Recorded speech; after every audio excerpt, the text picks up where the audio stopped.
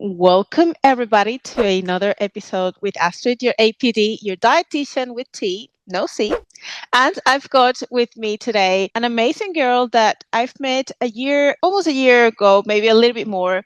She's been a crucial part of my bodybuilding journey because she became my number one cheerleader and super supporter when I was doing my posing.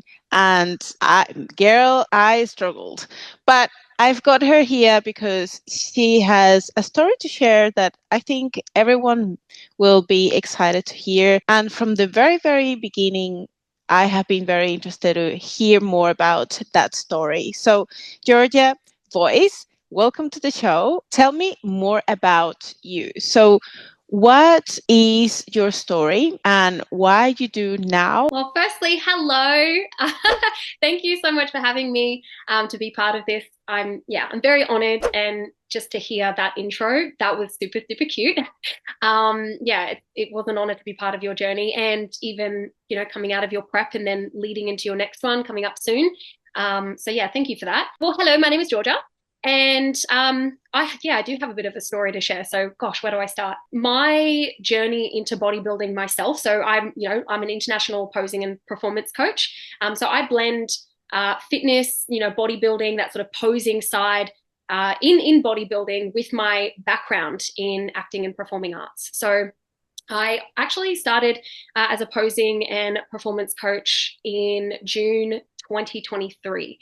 And couple of reasons I think why it started. So I have a background in bodybuilding myself. So not only am I a coach, but I compete as well. So I think that already in itself brings a bit of a unique perspective, being a coach and helping other women get on stage and to perform and pose and show themselves off. So I have that experience myself. I understand what it's like to go through a prep. And all of the struggles that can come with it. But, before I got into any of that, I was initially solely focused on my journey in acting and the performing arts industry. So before I really got into health and fitness, I mean, my journey in that realm really started in 2018. So while I was solely focused on my journey as an actor, as a performer, I got to a point where I was actually struggling with my own self-esteem and my self-worth and my confidence to be able to take up space and just to be able to share myself with other people. Authenticity, connection, expression, personal development, these are very big core values for me in life. And I found that I got to a point where I was stifling myself and I was stopping myself from fully expressing and connecting with myself and others. And it was affecting how I was showing up in front of the camera as an actor. And it came from a space of not actually properly showing up for myself and prioritizing myself, my overall health and well-being. I didn't have any habits or routines around training. I had no nutritional awareness. And because of that, I was physically feeling just not super great about myself. And so, as I said, my self-worth and my confidence in myself was being impacted. So I got to a point in 2018 where I felt like I needed to change that. So my journey in health and fitness started with group HIIT training. And it just happened to be the thing that got me into the habit of getting up every day and putting myself first, going to the gym and just feeling strong and empowered. And it really came from a space of, I wanted to do this for me. There was no other person or any external force that made that happen. You just get to a point where you go, I'm the most important person in my life and I need to put myself first, So it started with that. And then between 2018 and 2020, when I, made those habits a thing, I was training and I was getting stronger and I was feeling really, really good. And then I coupled that with developing my nutritional awareness and, just balancing things out in that regard. And that had an enormous impact on how I showed up in front of the camera and acting and in life. My confidence just skyrocketed. And that was a really big deal for me. So fast forward to the end of 2020, my bodybuilding journey happened. I actually became a group fitness instructor, and I felt that it was time to expand and evolve and try something new and challenge myself. I got to the point where I became other people's external motivation in the gym, and I felt that I was starting to plateau.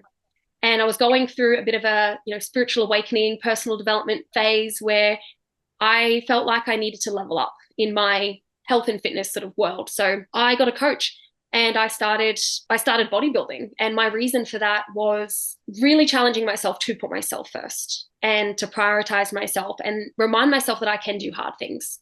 And, fast forward to now, I accidentally became a posing and performance coach because a couple of years ago, off the back of a very difficult bodybuilding prep, I found myself struggling with my mental and emotional health. And this can be a bit of a tricky point for bodybuilders, especially first timers coming out of a certain bodybuilding prep. I've had positive and negative experiences, and I turned a negative experience into a positive one. So I used it as an opportunity to come back to myself, to realign myself with why I started bodybuilding in the first place, that it was about me and not anyone else, caring about what I think more than what other people think of me. And, along the way, I found a joy for it again. And I wanted to blend my love of performing and expression with fitness and bodybuilding because they're two very important things in my life. And I had a couple of friends at the time just kind of put the idea in my head, hey, Georgia, I think that you have a very unique background and experience. And I think that that would be useful to infuse that into posing coaching. And I never took it seriously at first. I just kind of put myself out there and said, hey, does anyone want help with their posing and their performance and everything? And it just skyrocketed from June onward. And now I'm here. And that's my life story so far. I love your story. And one thing that I really picked up about what you said is that you used bodybuilding as a way to force yourself to shift your attention and your priorities towards you. Because before you weren't that person who was getting yourself first and putting yourself first. Maybe you were a people pleaser or a lot of different things that were just affecting your mental health. And a way that now that you see it, I like that perspective of seeing that the sport as a way to push yourself and see yourself first because you have to. Otherwise, you won't get very far.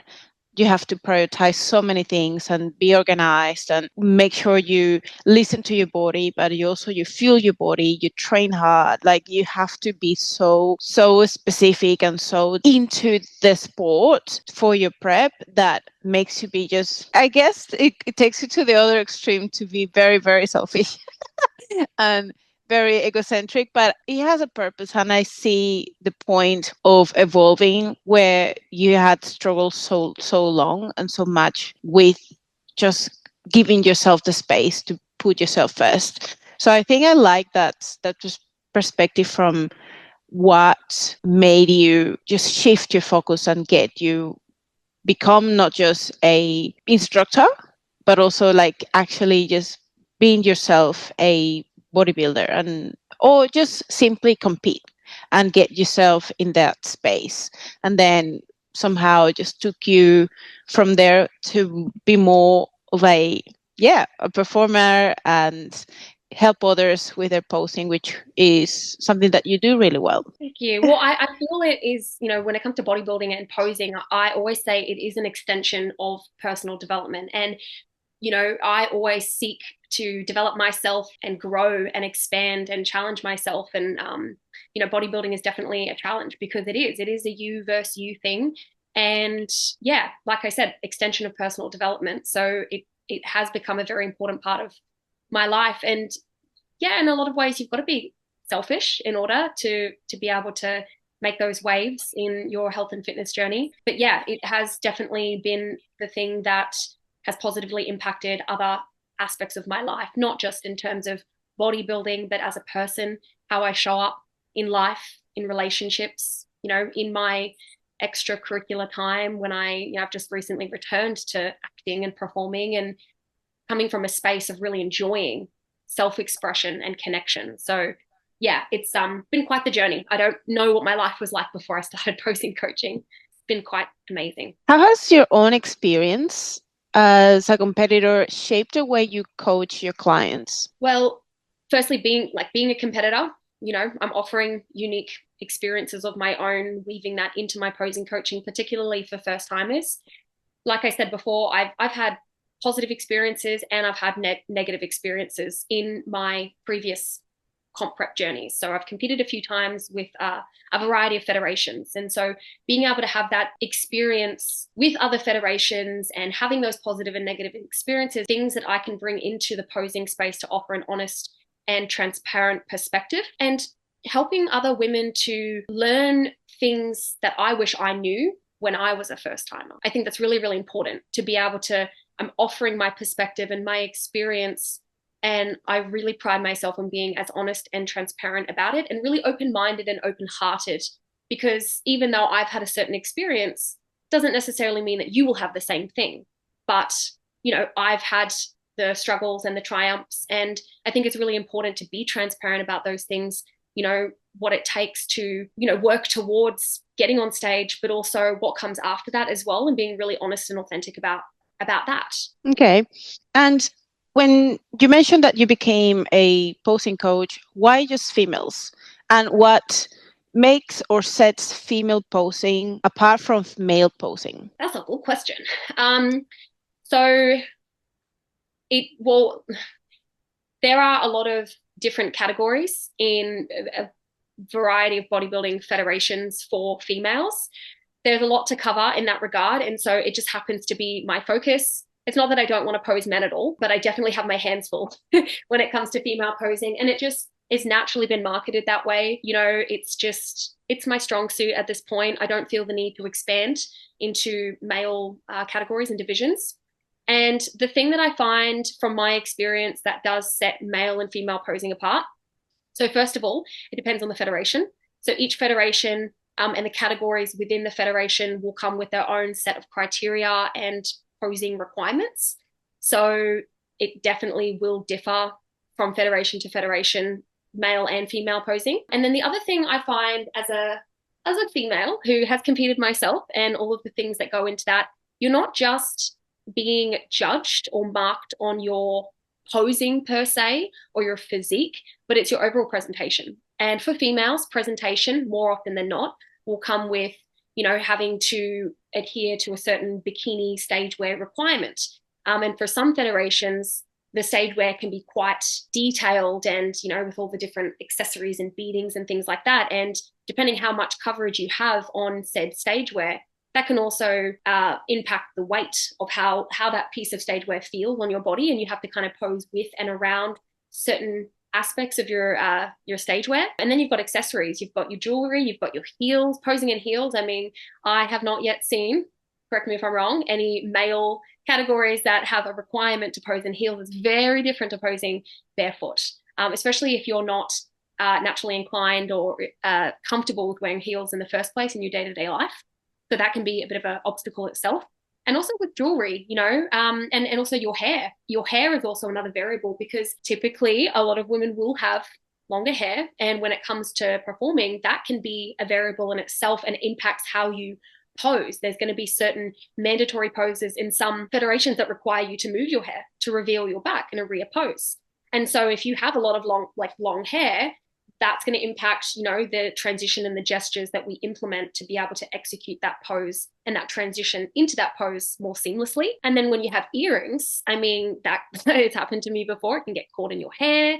And so all these extra little variables that definitely differentiate between male and female posing. I would argue that those variables can make it harder when it comes to posing, because it's not just the flexing, the showing off your muscles, the holding the pose, because we all have to do that, male and female, but the added variables of those presentation elements that can be very much a requirement and a non-negotiable for a lot of female categories, it makes it harder. 100%. Even within the female divisions, I see that there are some divisions in females that you wouldn't use heels, and there's like a more stricter form of posing for certain divisions, I suppose, higher up in muscularity, I suppose, or something like that. So are there specific categories within the federations that you choose not to teach posing for, even if this is female categories? That's a good question. So primarily, the posing clients that I get will typically be working towards bikini, swimsuit, wellness, sports, fitness, and sometimes figure. I have taught figure for a posing client in the past, but it's not beyond figure. That's not my area of expertise. And it's definitely not a case of me not being open to it. I'm always open to learning and growing and expanding. And that also includes different federations. So there are usually a set sort of pattern of federations that clients will come to me to work towards. And it's not that I am not open to posing for a certain federation or for a certain category within the sort of female categories of the federations. It's more just focusing on the ones that I primarily get clients for.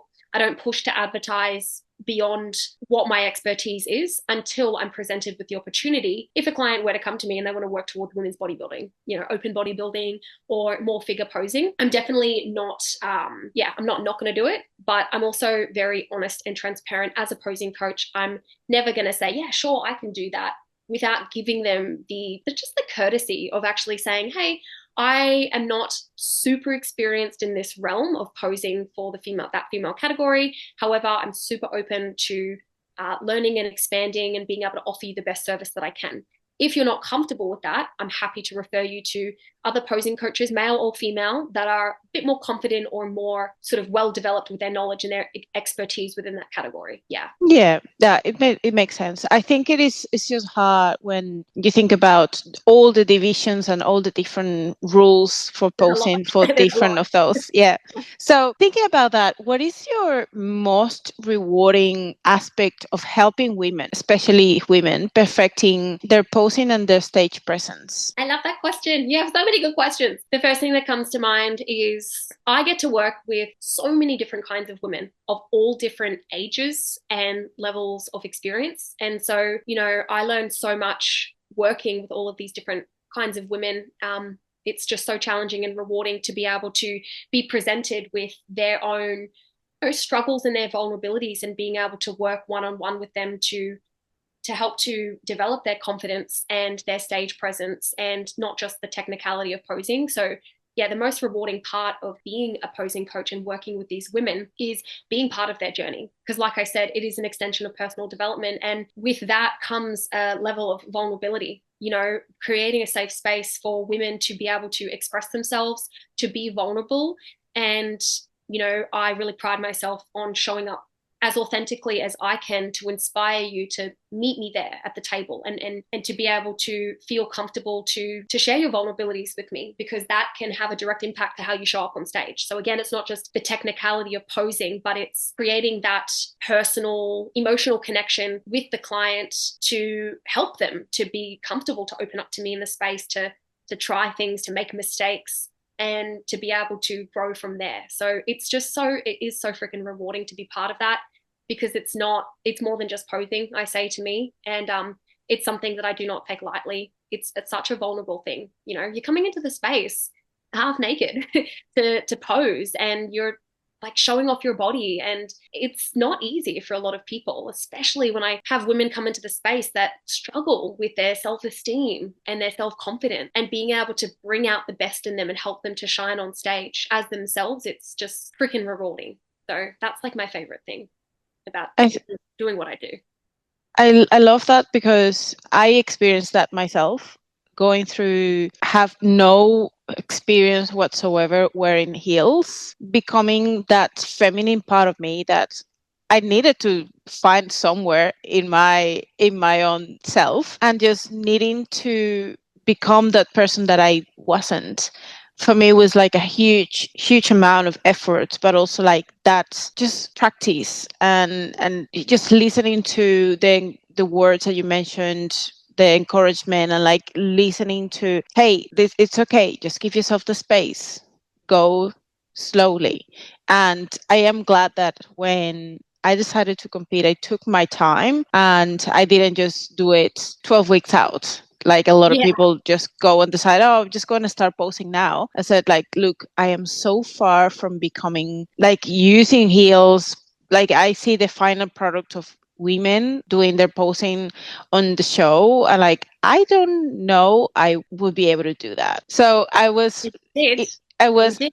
I did it. So it's interesting to see how your perspective and your own self-limiting belief start shifting as you start becoming that person that you want to see on stage. And it's interesting because when I started, I couldn't see myself. Like I would imagine and visualize myself on stage, and it was all blurry. Like I couldn't really see it Oh, because wow. I wasn't getting there yet and I was so far away. And it was just like, I am just going to continue to show up. And hopefully, closer to the show day, I can actually see it, and all that blurriness can actually become neat and clear. And actually, probably 12 weeks out, I could actually see it. It was like no longer blurry, and I could see her, me, on stage and actually see it performing and moving, and like now I can see it. So that was a big transformation. You know what? There's a big turning point that at least I recall in one of our posing lessons together. And I posted the video about it, about how do you want to show up on stage. I remembered that I was having this sort of inspo chat with you about the first time you come out on stage when you do your little I walk routine. So you competed in IFBB. That was the first show that you did. And yeah, there was definitely a lot of limiting beliefs, this lack of good enoughness to get up on stage. I definitely recall that you would compare yourself with a lot of people, and that made it harder for you to be able to envision you being on stage, because sometimes, and we do this as humans, we compare ourselves to other people, we try to copy other people's posing, we try to mimic other things that other people do, whether it is actually aligned with us or not. And so one of the biggest things that I needed to help you with was to get out of your own way, to stop overthinking, your posing and your performance. Stop comparing yourself to other people and focus on that future you. How do you want to show up on stage? And I remember I gave you that sort of imagery around, envisioning yourself as, like you said, I want to be like a queen. I want to move like a queen on stage. And I said, so how does a queen move? How does she share herself in this space? How does she show up? And so be like that when you come out, and think about those active verbs that you apply to your posing of fluidity, grace, elegance, confidence, bravery, empowerment, and infuse that into how you show up on stage, and really strengthening the relationship between present you and future you, and making the choices now that reflect bringing yourself closer to that future version of you, right? Because you are in control of that. That's the autonomy that you have. And I feel like it's just part of my job as a posing coach to help bring that out of you, not try to make you feel like you have to be anything other than you. I know it was a really interesting and amazing experience. And here we go again. Let's Yeah. do a second round and see how that goes. Interestingly, I don't know if this is like aiming for too high, but I want to try to do an amateur Olympia potentially this year. So I don't know. Maybe this is just like dreaming. Maybe it's too high, but I don't know. It could be. There's another thing that if it's not that, there's something that NBA is doing this year overseas in the United States. And because I'm a pro, I could potentially compete in that, but I have no fucking idea what that is. So I don't know. Let's see. But international competing is one of the things that probably is on the cards this year. Not impossible. It's not impossible. And if not now, when? But also treat it as a stepping stone. So whether you do it this year or next year, the opportunity will always be there. And again, reframing your perspective around getting on stage, use it as an experience, and then you can measure that from your previous experience and go, okay, how can I improve? That's the point of being a first timer, is to not expect yourself to be perfect and get it right, because what is perfect, but also to be able to have that experience and actually have that data from your previous prep to go, okay, what went right? What could I improve on? And the posing is one of those variables, right? So competing internationally, it's not impossible. I know. Now, I have more questions for you that I have to go through. And one of those is, what are some of the key elements that you think are involved in winning stage presence in women bodybuilding competitors? Stage presence. This is a question that I feel like people ask a lot. They're like, how do you teach stage presence? And it's kind of tricky to answer, because for me, it doesn't feel like it has anything to do with giving you something. Stage presence, like, it sounds like this thing that that you can just teach and I can just give to you. But really, what I believe it is, it's about bringing out what you already have inside and just amplifying it and being able to express that with confidence and charisma. And I think that the key elements of a winning stage presence, I believe expressing yourself authentically, I think that's really important, because when you really connect with your why for getting on stage and what it means to you, and you are in control of that. And I think that being able, getting to a point where you feel comfortable and confident enough to show up irregardless of what the outcome is, so not attaching yourself to certain expectations, i.e. are placing things that are literally out of your control. And from my experience, I've experienced the not winning, the not getting it right, the quote unquote failing, and it was hard, but it then taught me the value of really backing yourself and not letting other people's opinions or the not winning mean something bad about you, mean that you're not good enough to compete, to get up on stage, to take up space, So to be able to get to a point where by the time you walk up those stairs and you step on that stage, there's no attachment to any particular outcome. It's about you do all the practice and all the preparation, because that progresses you to be better and better than you were yesterday. But there's always going to be improvements to be made. I don't believe there is any such thing as any competitor, even an Olympian athlete, like a top end bikini athlete, that will ever get on stage and go, I was perfect, I ticked all the boxes 1000%. There was nothing else I could have done better. No, even an Olympian athlete is still going to get off stage and go, I could have been better with my transitions, or, I could have improved my physique. And that's, it's called bodybuilding, not body completion, right? So getting to a point where you get up on stage and you confidently and joyfully express yourself as you are and show them what you have to offer right now, knowing that it's okay, that it's not perfect, it's not complete, there's no such thing. And every person that gets on stage, we all have very different physiques, so it's about expressing yourself authentically. It's about having self-confidence and charisma to engage with the judges and engage with the audience, and also reframing your perspective around who those judges are to you, and not putting them on this sort of pedestal and treating it like a do or die situation, where if they don't choose you, then you're not good enough, because then you're going to be stepping on stage with anxiety about being chosen. And if you let that go, I think that's where stage presence come in. Is stage presence, it's the charisma and the, people, you want people to gravitate towards you and your energy, to attract them and engage with your energy, right? And I think that comes from within. It's not something that I just hand to you. But working with me, like I said, mindset, personal development, having that emotional personal connection with you, not just teaching you how to pose and move your foot here and move your arm here. It's so much more than that. It's such a personal experience, and helping you to feel confident to embrace yourself. I think that's where real stage presence comes from. You mentioned a couple of things around some things that can happen that are not perfect, some mistakes when you're on stage. What are some of those common mistakes that you see women making in their posing that can affect how they perform, and how can you usually teach them how to fix them? I think one of the biggest mistakes that I do see, not just with females in particular, but because I work with females, it is directed at females, but the lack of flow, and like when executing their transitions, and not taking the transitions as seriously as your mandatory poses. So what that means is focusing so hard on getting it right with your main pose, and then when they say quarter turn to the right or half turn to face the back, that suddenly we rush the transition, or it doesn't flow and connect effortlessly and seamlessly from moment to moment, i.e., pose to pose.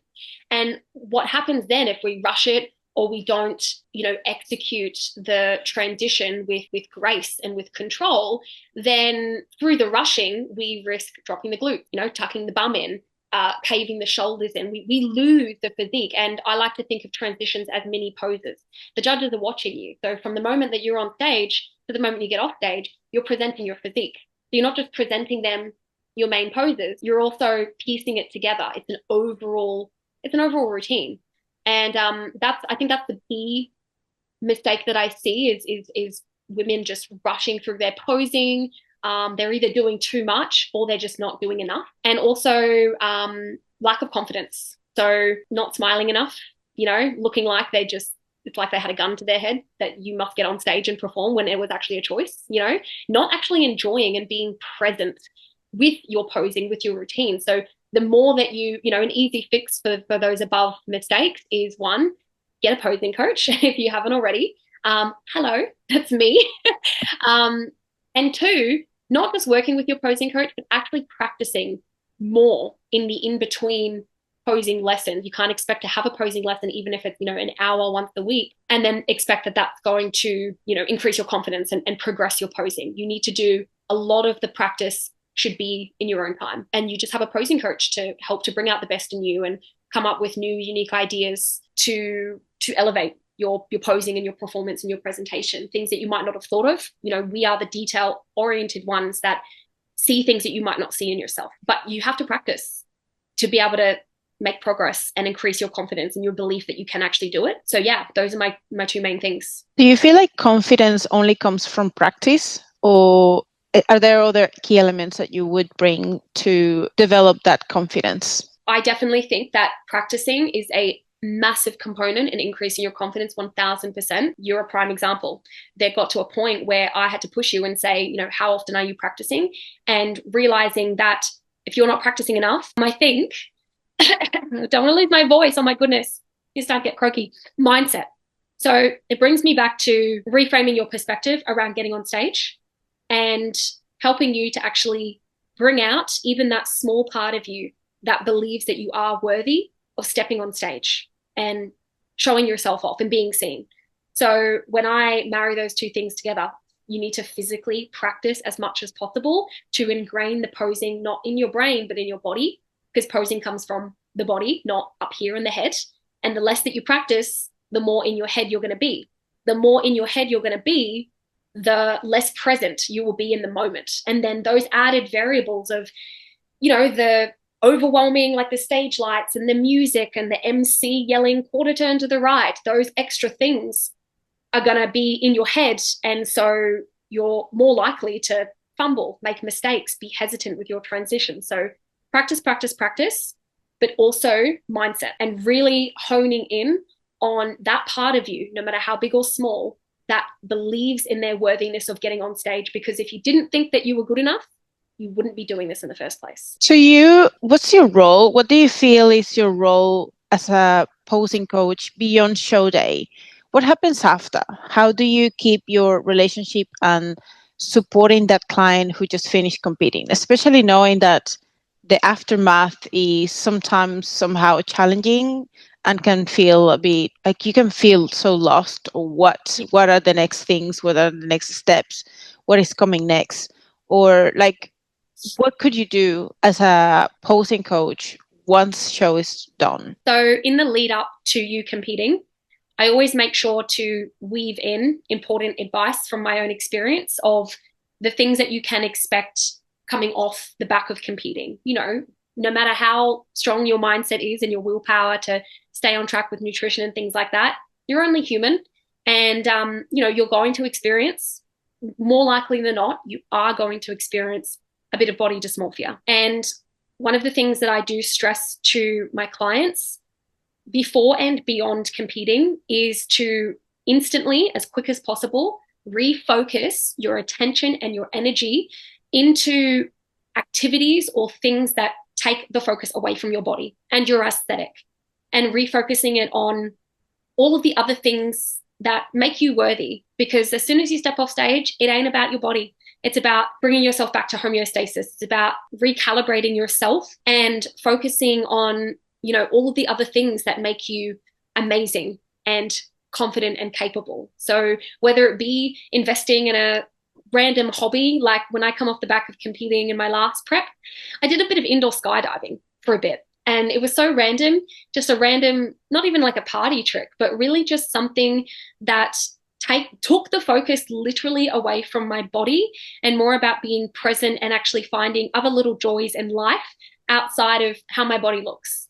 And that 1 hour that I'd spend in that sort of wind tunnel away from social media, away from my business and the obligations that come with that and the responsibilities, and just connecting with my inner child and doing something for the fun of it. And I think at the end of the day, if we reconnect to that part of ourselves, the part of us that just wants to live life and have experiences and connect with other people, and that brief period of time that eventually will add up to a big stack of time where you are just living life and taking your brain away from what your body looks like and how it feels. So that's a big thing that I really try to drive into my clients even before they compete and finish working with me.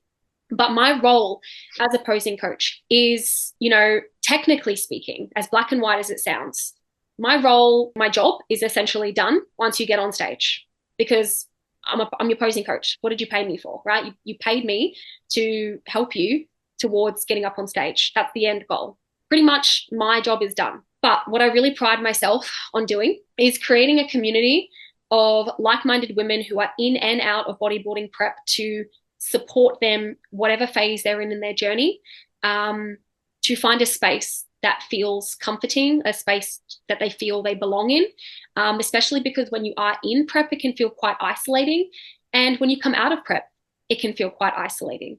So I've created, these monthly community connection events where I offer a space for women to partake in a random activity with me, like going for a walk or going to a breathwork yoga event or having a picnic or having a games night, and offering a prep friendly environment for you to bring your meal prep and your diet right. A space where we just get it and you don't have to waste your energy having to explain yourself why you're doing what you're doing with prep, or why you're feeling what you're feeling when you come out of prep, when sometimes, your people in everyday life, like your loved ones, and if they're not in this world, it's hard for them to really understand. And I think that it's really important to create a space where you feel like you can be around people that just get it without even really having to explain yourself. And that's something that is really important for me to really focus on this year, is to offer that space for women to feel like they have a place to lean on people for support before and after prep. You shared at the end of your last show that you struggle a lot with that initial post-show timing with some difficulties with your relationship with food, your relationship with your body, some binges, and there was like a big transition from that point to be or feel a little bit more stable, back to be yourself. What do you do to get out of that dark space when you were in such I guess it's just so drowning and so hard to get out of that post-show blues, or even like just the post-show binging, like ravenously hungry, just depressed. I don't know. There's so many emotions that come once things are done. What did you do to get out of that? I expressed myself. I just communicated that publicly, because no matter how isolating and lonely it can feel, and that's the feeling that's speaking, logically, I knew that I wasn't the only one that was experiencing that. And it's very true. And I felt that it was an opportunity to, again, it's very much in alignment with my values around authenticity and connection and expression, is I expressed it to people online that look up to me as a posing coach and also as an athlete, a competitor myself. It felt so freeing instantly to just say, hey, I'm struggling with the weight gain. I'm struggling with body dysmorphia. It's really hard. And I also know that I'm not alone. And I'm not saying this to get sympathy. I'm not saying this because I need help, because I know that I'll be okay. And it starts with just being honest about it. And the amount of people that messaged me saying how relieved they felt to know that they weren't alone, or how inspired they were by, my courage to express that so publicly. I didn't feel any shame in it, because I knew that by humanizing the experience, it made it a very valuable talking point for people to actually show up post-comp and actually have a conversation about it, because sometimes it can feel quite taboo, or there's a part of you that feels really shameful about it. I can imagine, even as a coach and a dietitian yourself, talking about food and health and well-being, and that's something that you struggled with as well, because you're human. And just because you are these titles, I'm a nutritionist, I'm a dietitian, I'm a a coach, it doesn't negate the fact that you are human as well, and you're going to have these human experiences. So it doesn't mean that you're a shit coach, or that you're a hypocrite, or that you're a shit, dietitian. It just means that you're human. And the more that you can humanize that experience, the more relatable you're going to be. And I also find the less alone you're going to feel. So that was the big thing for me. The other thing that I did was I allowed myself to lean on people as a support system, or like an accountability buddy. So for a brief period of time, I actually created a accountability buddy chat with some trusted people in the industry, people that I knew cared about me and my well-being, and they were willing to hold space for me. And I used that chat to, even if I just needed to soundboard things, like if I was at the shops and I found myself walking into the confectionery aisle, I knew logically I didn't need those things, but you're a bit haywire after prep and you've been a bit deprived. And so there's this part of me that just wants to grab all of the food on special, and it's like this limiting, what's the word? It's like Scarcity. scarcity mindset, right? It's your brain is just trying to protect you and support you and keep you alive. So it's about taking the time to understand that and to give yourself some compassion and softness, and not to shame yourself around eating the confectionery or slipping up or gaining the weight. It's about reframing that and saying, my body just wants to feel strong, and putting some more fat in my body is necessary in order for me to continue to grow and evolve into the next show. So yeah, having a support system and people to lean on, I would use that chat to express those honest thoughts. Hey guys, I'm just letting you know that I take a picture of me in the fucking confectionery aisle and I go, I'm just letting you know that I'm really struggling. I want to get the chocolate. I know I don't need it. And sometimes that's enough to just tell someone, I'm not going to do that. And I'm letting you guys know, and you're going to hold me accountable, or I need to prove to you that I'm eating my meal prep and that I'm sticking to my goals. And that helped. Eventually the chat went quiet, because eventually I just didn't need it anymore.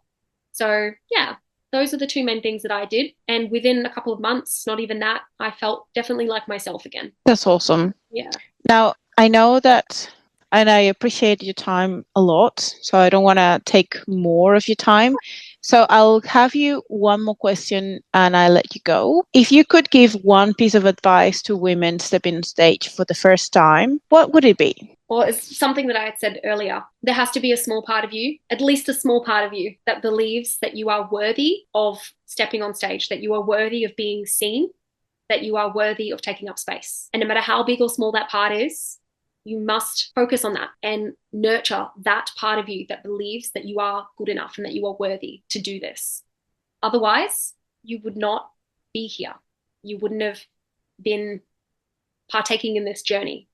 So focus on that part of you and watch it grow. By the time you get on stage, that will be the thing that shines the most. And again, that's where stage presence comes from. Genuinely feeling so free and joyful to show yourself off and show off all of the hard work as you are. And I think that that's really, really important for people to remember. Focus less on the inner critic, the ego, the part of you that just doubts yourself and your good enoughness.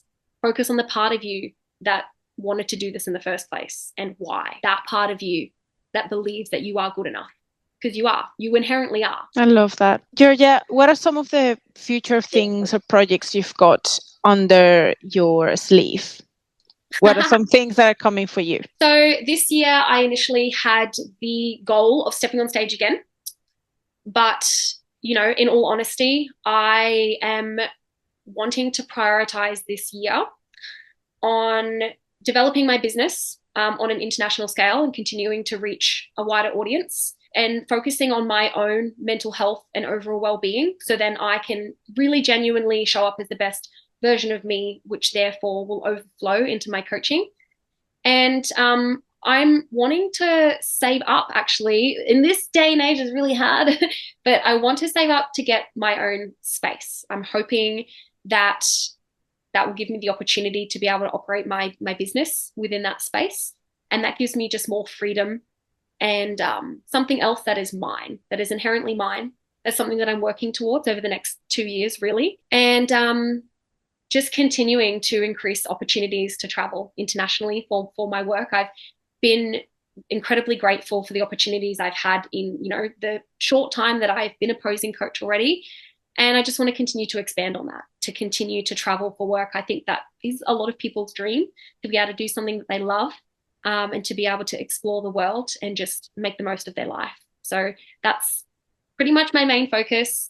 I want to stay open to anything else that could come my way.